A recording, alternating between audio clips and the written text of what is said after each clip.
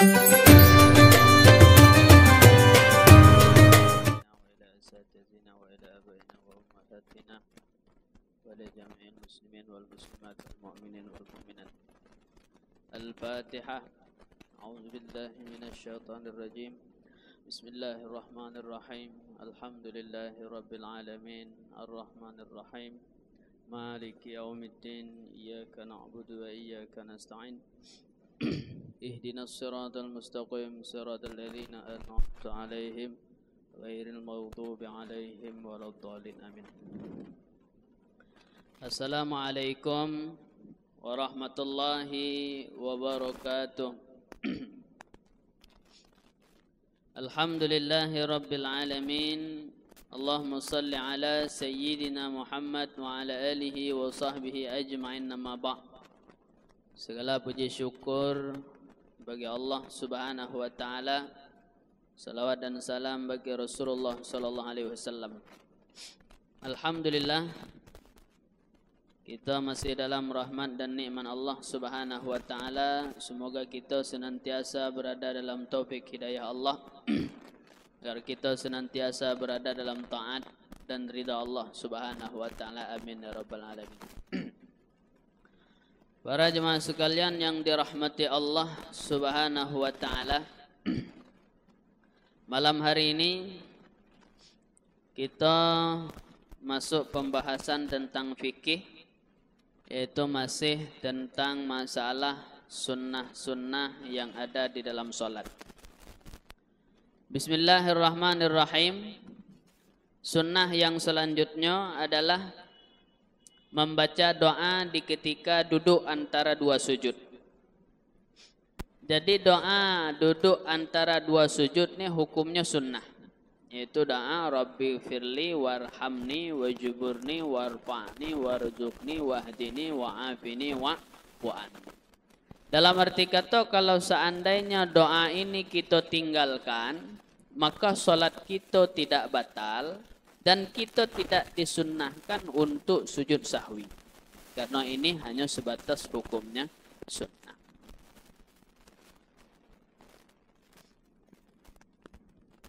Namun ternyata doa ini terjadi juga khilafiyah antara ulama. Seperti menurut Imam Abu Hanifah mengatakan bahawa tidak ada doa duduk antara dua sujud. Jadi duduk antara dua sujud itu tidak ada pakai doa. Menurut Imam mazhab Syafi'iyah dan Hambali, maka sunnah duduk doa duduk antara dua sujud, bahkan menurut mazhab Imam Hambali hukumnya wajib. Jadi dikarenakan ada ulama yang mengatakan bahawa duduk antara dua sujud ni doanya adalah wajib, membaca Rabbi firli hukumnya wajib, maka meninggalkan doa ini hukumnya makruh. Meskipun tidak batal solat kita meninggalkan doa Rabbi firli warhamni sampai akhirnya, tetapi hukumnya makruh. Kenapa? Karena ada ulama yang berpendapat bahawa doa tersebut hukumnya wajib. Adakah dalil yang mengatakan bahawa doa duduk di antara dua sujud ini? Dalil daripada doa duduk antara dua sujud ini ada di dalam Sunan Abu Daud, ada dalam Sunan Tirmizi, ada di dalam Sunan Ibnu Majah dan Sunan Kubra, yaitu punya Al-Imam Al-Baihaqi, dan juga disebutkan dalam Sunan Al-Kubra Al-Baihaqi menyebutkan bahawa Rasulullah itu apabila duduk antara dua sujud, maka Rasulullah membaca Rabbi firli ataupun Allahumma firli. Jadi bisa keduanya. Rabbi firli bisa, Allahumma firli juga bisa. Apa makna daripada doa ini? Makna daripada doa ini Rabbi firli. Apa makna ighfirli? Ya Allah, tutuplah dosaku yang telah aku lakukan dan yang akan saya lakukan. Jadi kita minta tutup oleh Allah kepada Allah Subhanahu wa taala. Warhamni, dan berilah aku rahmat yang luas. Wajburni, dan berilah aku harta yang banyak. Nah, ini doa minta harta banyak, minta kayo. Doa minta kayo dalam solat adalah doa di ketika duduk antara dua sujud. Rabbi firli warhamni wajburni. Wa mana wajburni? Ya Allah, kayokan saya ya Allah. Banyakkan harta saya ya Allah. Warfa'ni, dan angkat derajat saya dunia dan akhirat ya Allah. Warzuqni, dan beri saya rezeki, rezeki banyak. Sehat rezeki, anak rezeki, ekonomi rezeki. Pokoknya kenikmatan juga merupakan rezeki. Nah, jadi jangan berpatok rezeki itu cuman pada duit. Jangan hanya pada ekonomi, sehat pun rezeki. Wahdini, dan beri saya hidayah untuk melakukan amal soleh. Wa'afini wa'fu anni, dan selamatkan aku dari bala dan musibah dunia dan akhirat. Jadi wa'afini ini minta dijauh daripada musibah dunia dan akhirah. Ya, musibah akhirah itu sama dengan haru-hara padang mahsyar, itu musibah akhirah. Musibah dunia ni Allah jauhkan kita dalam taat, itu bukan musibah di dunia. Nah, itu doa duduk antara dua sujud. Kemudian selanjutnya sunnah tasyahud awal. Tasyahud awal masih kedudukannya sunnah. Cuman tasyahud awal ini apabila ditinggalkan, meskipun tidak batal solat, tetapi sunnah sujud sahwi. Kalau kita tinggalkan sengaja ataupun lupa, solat kita tidak batal. Cuman sunnah sujud sahwi. Dalam arti kata macam ni, kalau seandainya seseorang melakukan solat, kemudian dia terlupa ataupun sengaja meninggalkan tasyahud awal, maka dia sunnah sujud sahwi. Andai kata dia tidak sujud sahwi ataupun lupa sujud sahwi, maka solatnya tidak batal. Solatnya tetap sah. Itu tasyahud awal. Apa dalil bahawa tasyahud awal hukumnya sunnah?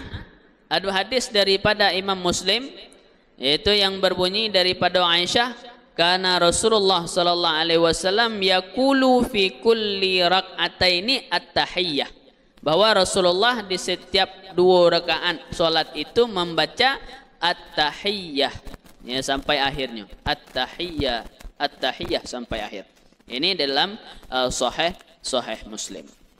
Nah, itu sunnah tasyahud awal. Tetapi tasyahud awal batasnya cuman sebatas solawat. Asyhadu an la ilaha illallah wa asyhadu anna Muhammadar Rasulullah. Allahumma salli ala Sayyidina Muhammad. Sebatas itu. Cuman sebatas itu tasyahud awal. Sebatas solawat di atas Nabi. Menyambung dengan wa ala ali Sayyidina Muhammad, ini tidak sunnah lagi. Bahkan kalau kita sambung dengan wa ali Sayyidina Muhammad, hukumnya makruh. Kecuali kalau seandainya kita solat berimam dan kita cepat selesainya, kita selesai, imam belum selesai, baru boleh disambung dengan wa ali Sayyidina Muhammad sampai akhirnya.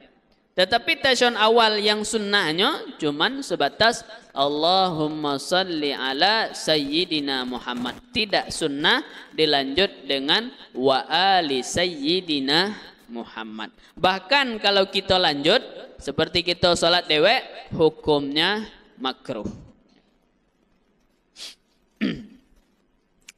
Kemudian selanjutnya yaitu sunnah duduk istirahat. Ini pertukaran rakaat kepada rakaat yang selanjutnya. Rakaat pertama mau melanjut kepada rakaat yang kedua. Duduk istirahat hukumnya sunnah. Apa dalil bahawa duduk istirahat ini sunnah? Adalah hadis daripada Imam Bukhari, wa idza kana fi witrin min salatihi lam yanhad hatta yastawiya qa'idan. Rasulullah apabila salat witir maka beliau tidak bangkit langsung berdiri sehingga beliau ni duduk sebentar. Setelah bangun daripada sujud, duduk sebentar, duduk istirahat, namanya kata kita tu baru tegak kemudian. Itu seperti itu yang dilakukan oleh Rasulullah sallallahu alaihi wasallam. Ini hadis ada dalam Sahih Bukhari yaitu nomor 823, ada juga di dalam kitab Nailul Autar. Kata Syekh Muhammad bin Ali Asy-Syaukani rahimahullah, hadis ini hadis sahih dan diriwayatkan oleh kelompok ahli hadis kecuali tidak diriwayatkan oleh Imam Muslim dan Imam Ibnu Majah. Maka kata beliau, dengan dalil hadis ini, dengan hadis sahih Bukhari ini, sunnah duduk istirahat. Nah, sunnah hukumnya duduk istirahat. Karena ada pendapat sebahagian orang itu mengatakan bahwa duduk istirahat itu tidak sunnah itu. Jadi begitu bangun daripada sujud, kita langsung tegak. Tidak ada duduk istirahat lagi. Nah, jadi yang di sini sunnah duduk istirahat. Kemudian ada juga hadis di dalam Sunan Abu Daud dan Sunan At-Tirmizi bahwa mengatakan sunnah duduk istirahat. Adapun pendapat yang mengatakan tidak sunnah duduk istirahat, yaitu juga berlandasan kepada hadis Wa'il bin Hujr radhiyallahu an yang mengatakan annahu sallallahu alaihi wasallam iza kana rafa'a ra'sahu minas sujudi istawa qa'iman. Rasulullah itu apabila bangun daripada sujud, Rasulullah langsung berdiri. Maka berarti duduk istirahat kok dua pendapatnya. Yang masyhur pendapatnya sunnah duduk istirahat berdasarkan Sahih Bukhari tadi. Kemudian pendapat yang kedua tidak sunnah duduk istirahat, bangun sujud langsung berdiri berdasarkan hadis daripada Wa'il bin Hujr yang bahwa mengatakan Rasulullah bangun daripada sujud langsung tegak. Ya, jadi jangan diapa lagi. Jangan dipermasalahkan lagi. Tetapi kaul yang masyhur menjawab bahwa hadis ini dhaif. Hadis yang mengatakan bahwa tidak ada sujud, tidak ada duduk istirahat adalah hadis dhaif. Sebagaimana yang dijelaskan oleh Al-Imam An-Nawawi rahimahullah di dalam kitab Majmu'. Ataupun seandainya pun hadis ini tidak dhaif, maka hadis ini diartikan kepada boleh tidak duduk istirahat. Berarti bagaimana kesimpulannya? Menurut pendapat yang masyhur sunnah duduk istirahat karena berdasarkan Sahih Bukhari. Menurut pendapat yang kedua tidak sunnah duduk istirahat berdasarkan hadis yang kita bacakan tadi. Tetapi menurut pendapat ulama yang mengatakan duduk istirahat sunnah, hadis yang mengatakan tidak sunnah adalah dhaif. Sebagaimana dijelaskan oleh Imam An-Nawawi rahimahullah di dalam kitab Majmu'. Ataupun hadis ini tidak dhaif. Lalu bagaimana kalau seandainya hadis ini tidak dhaif? Hadis ini hanya menjelaskan bahwa boleh tidak duduk istirahat. Tetapi yang duduk istirahat sunnah, tetapi boleh tidak duduk istirahat. Nah, itu tentang masalah duduk istirahat. Kemudian bagaimana caranya? Kaifiat kita berdiri daripada rakaat yang pertama dari sujud kepada tegak. Maka yang pertama berdasarkan hadis tadi duduk istirahat. Kemudian di ketika berdiri, bagaimana kaifiat berdiri? Ini pun ada terjadi khilafiyah. Menurut mazhab kita Imam Syafi'i, kaifiat berdiri itu bahawa kita menopang diri dengan telapak tangan. Jadi menopang ketika kita bangun itu dengan telapak tangan pada tanah. Didorong dengan tangan tegak. Kalau sebahagian pendapat mengatakan bukan dengan telapak tapi dengan tinju. Ada tengok orang bangun pakai tinju? Ya, pakai tinju. Kalau menurut kita pakai telapak. Adakah dasar yang mengatakan bahawa bangun daripada rakaat yang kedua itu adalah menggunakan telapak? Ada hadis daripada Abi Kilabah Beliau berkata suatu hari Malik bin Huwairis ni salat bersamaku. Kemudian sampai kepada hadis wa iza rafa'a ra'sahu anis sujudis saniyati jalasa wa'tamada 'alal ardi thumma qama. Jadi Malik bin Huwairis ni di ketika salat bangun daripada sujud tersebut, beliau duduk istirahat. Ketika bangun, beliau meletakkan telapak tangannya kepada tanah, berdiri tegak. Mendorong dengan tangan, berdiri tegak. Nah, dengan telapak tangan. Ini hadis ini di dalam Sahih Bukhari dan juga dalam Sunan Al-Kubra Al-Imam Baihaqi dan juga ada di dalam kitab At-Talkhis karya Syekh Ibnu Hajar Al-Asqalani rahimahullah. Kemudian dijelaskan oleh Syekh Muhammad Khatib Asy-Syarbini rahimahullah di dalam kitab Mughni. Beliau mengatakan sunnah kaifiat dengan telapak ini bagi siapa saja berdasarkan hadis Bukhari. Orang tua kah, perempuan kah, pokoknya pakai telapak. Apa tujuan? Apa tujuan kita bangun menggunakan dengan telapak ini, meletakkan telapak tangan? Yang pertama untuk menggambarkan bahawa kita ni tawaduk. Tawaduk macam mana? Berdiri ini pun butuh kepada pertolongan. Apalagi hidup, apalagi di akhirat, apalagi di dunia. Kita ni semuanya butuh kepada Allah Subhanahu wa taala. Maka bangun daripada sujud menggunakan telapak tangan ini adalah menggambarkan ketawaduan. Dan juga untuk membantu berdiri bagi orang yang solat. Lebih-lebih lagi yanglah tua, yanglah sakit lutut, yanglah kena asam urat, lain sebagainya. Adapun hadis yang mengatakan bahawa Rasulullah ketika bangun daripada duduk istirahat kepada tegak, yaitu kama yada'ul ajin. Jadi ada hadis mengatakan bahawa Rasulullah itu meletakkan tangannya pada tanah seperti orang mengaduk ajin. Mengaduk ajin ni mengaduk tepung macam ko. Orang yang pakai tinju tu pakai berdasarkan hadis ni. Seperti orang yang mengaduk tepung. Tapi bagaimana keterangan para ulama? Yang pertama ulama menjelaskan maksud ajin di sini bukan ngaduk tepung. Tapi maksud ajin di sini adalah diartikan kepada Syaihul Kabir, yaitu orang tua. Macam mana orang tua bangun tegak? Pakai tangan tegak. Pakai tangan, tak telok lagi, pingganglah sakit. Kemudian juga dijelaskan oleh Al-Imam Ibnu Silah. Juga dijelaskan oleh ulama yang lain. Seperti dijelaskan di dalam kitab Mughni Muhtad dan juga Al-Majmu', dijelaskan yang bahwa maksud daripada ajin ini diartikan seperti ajinul ajin. Jadi dijelaskan oleh ulama kalau seandainya al-ajin ini diartikan kepada orang yang mengaduk tepung, bukan cara ngaduknya yang diambil iktibar, tetapi dengan kuatnya dalam mendorong itu tadi. Ya, bukan dengan tinju, tapi kuatnya kita mendorong pakai tangan.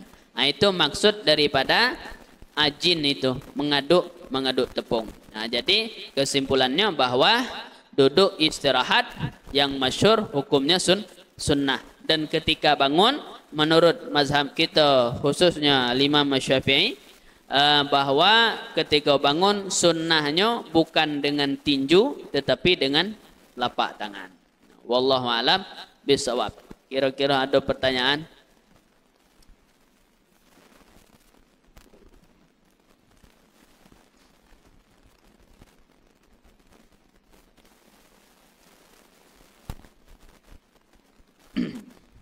Please.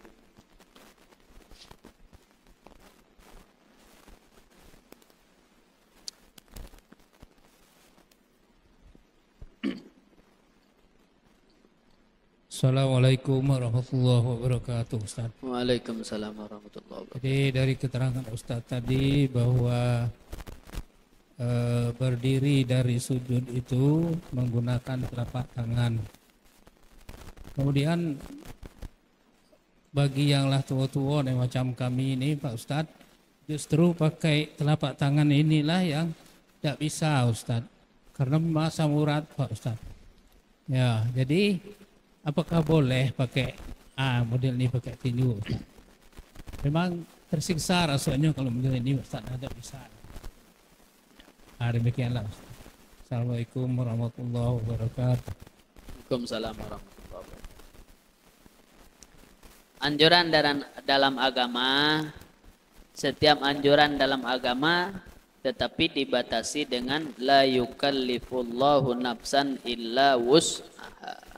Kalau kita tidak sanggup, ya mana yang sanggup. Tidak pula diwajibkan begini, memang harus begitu, tidak. Kalau sunnahnya pakai telapak tangan, kalau tidak sanggup pakai telapak tangan, ya bagaimana yang sanggup itu. Tidak jadi masalah. Wallahualam. Ada lagi? Ustaz, ibu-ibu ada yang nanya?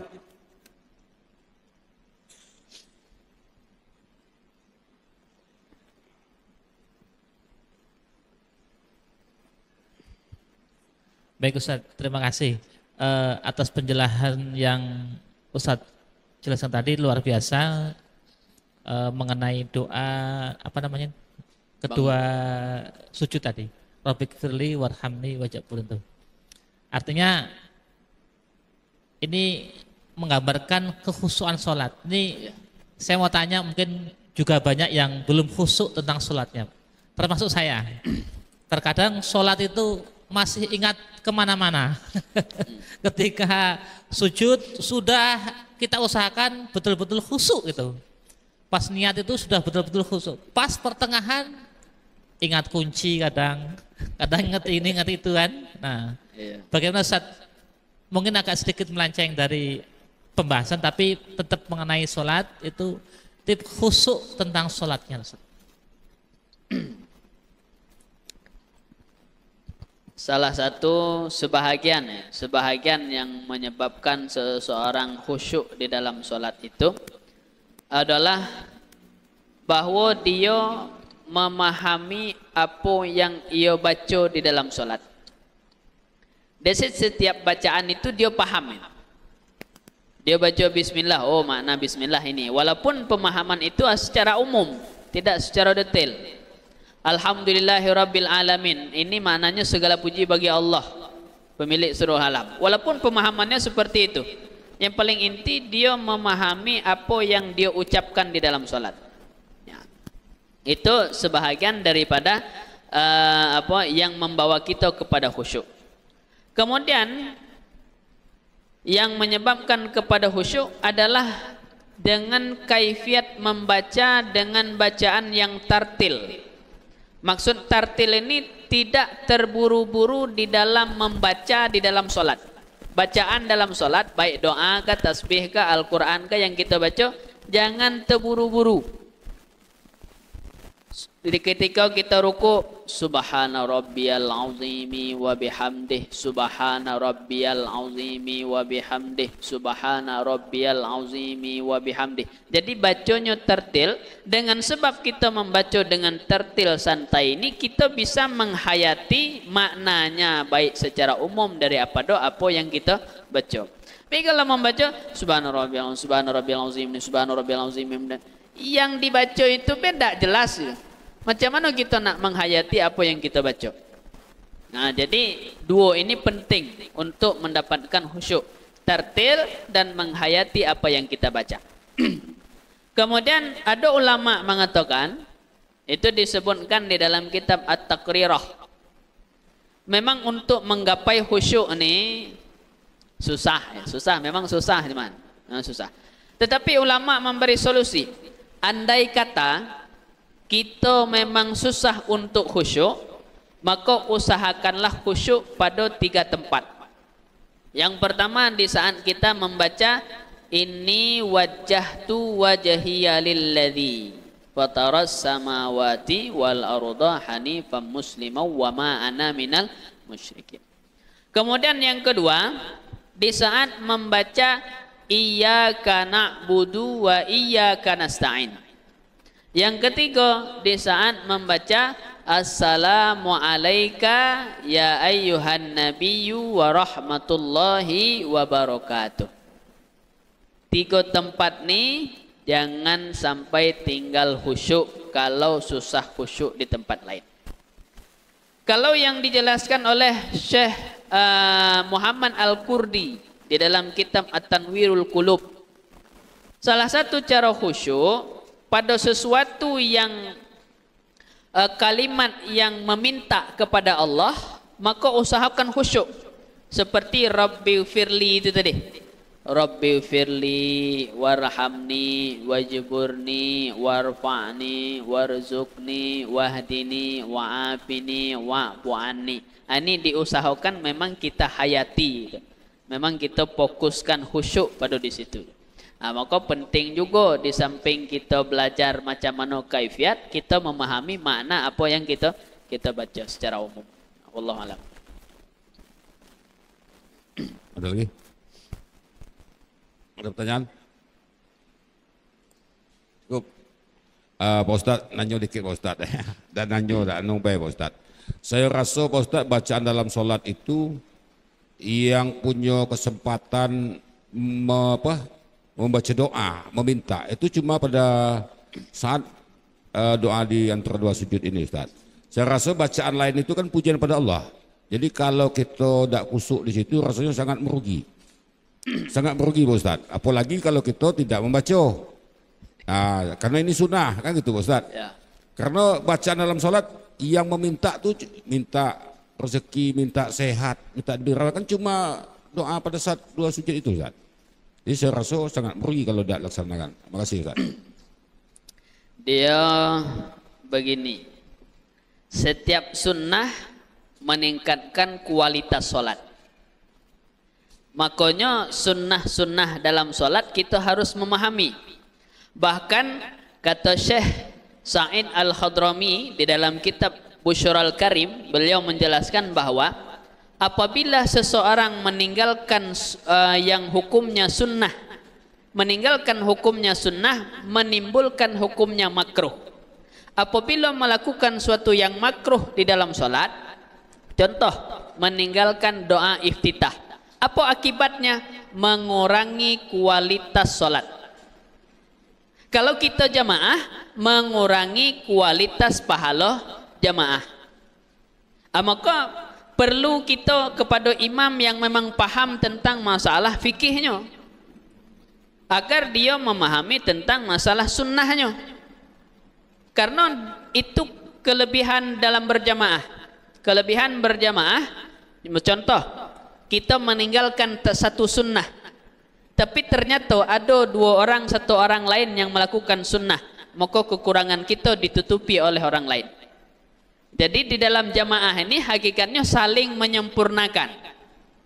Ini tak buat, itu buat, ini tak buat, itu bikin, dia menjadi sempurna. Saling menyempurnakan. Tapi kalau semuanya meninggalkan, contoh meninggalkan doa iftitah, meninggalkan surah, ini yang paling banyak di sholat zuhur, sholat asar. Surah sunnah baik bagi imam, baik ataupun bagi makmum di sholat zuhur dengan asar. Kalau ditinggalkan, maka dapat mengurangi kualitas daripada sholat kita. Kurang pahalanya. Yang ukuran kita dapat 100, gara-gara ninggal makruh jadi 99. Ruginya di situ. Nah, makanya diusahakan setiap sunnah itu dilakukan. Apa yang kita jelaskan tadi itu dilakukan untuk apa? Meningkatkan kualitas daripada sholat. Allah a'lam.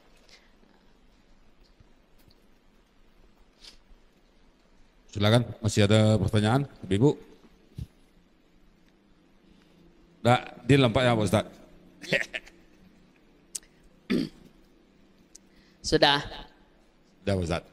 Nampaknya ada lagi pertanyaan. Wallahu a'lam bishawab. Sekian, billahi taufiq wal hidayah. Assalamualaikum warahmatullahi wabarakatuh. Waalaikumsalam warahmatullahi taala wabarakatuh. Demikian pengajian Jumat malam kita, dan semoga apa yang disampaikan mendapat bermanfaat pada kita semua. Dan selanjutnya, karena ada yang sudah menyediakan snack malam ya. Silakan pada bapak-bapak, ibu untuk menyantap. Kurang lebih kami mohon maaf. Bila taufiq hidayah. Assalamualaikum warahmatullahi wabarakatuh.